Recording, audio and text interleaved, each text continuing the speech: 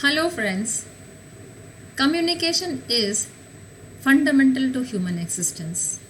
It is the process of creating ideas, views, and sharing it with others.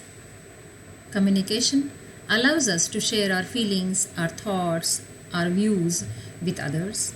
It helps us to influence others, to convince others, and so effective communication in our relationships is very, very important. We all know that communicating in a proper way is very important at the workplace. In any business environment, in any organization, information should be relayed in the intended way to the person it is intended for. Even in our homes, with our family or with our friends, if we are effective with our communication, only then can we put across our feelings and emotions.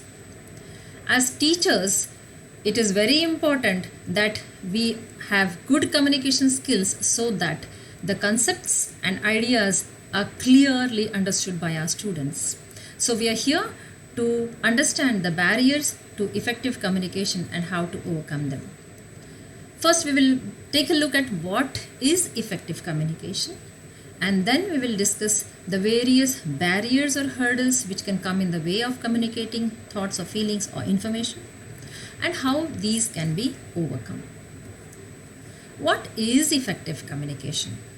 It is the act of conveying intended meanings from one entity or group to another through the use of mutually understood signs and semiotic rules.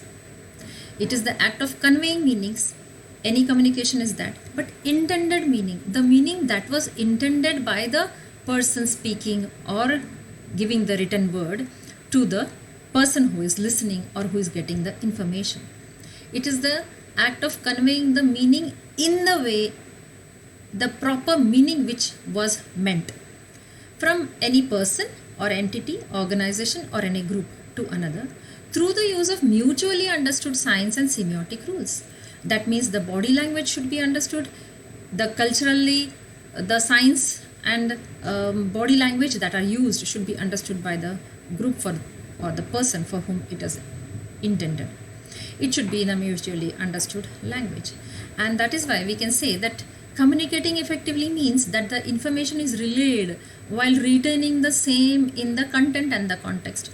We know of many famous persons, many instances when they say, when they are quoted on the news channels or in the media, any other media, and they say, no, that I was quoted out of context. This is not the meaning what I intended, because the context there was different.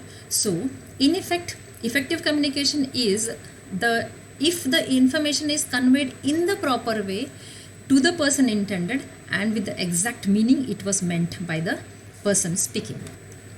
Why do interpersonal relations fail? When we talk of interpersonal relations, we are talking about relations at the workplace or personal relations. Often there is distortion of meaning. Distortion means the meaning is distorted from the original.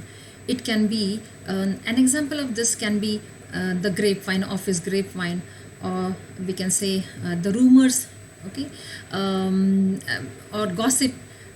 Because of this, what actually is the truth is distorted. There may be prevention of information being relayed to the person intended. For example, in a hierarchical organizational structure, if a piece of information is to be relayed to the front desk and it doesn't reach there, or the person who is responsible for relaying that information doesn't send the mail on time to the person, then the information is prevented from being relayed. Thank you. We will look into the various barriers to effective communication and how to overcome them in the next video. Thank you very much.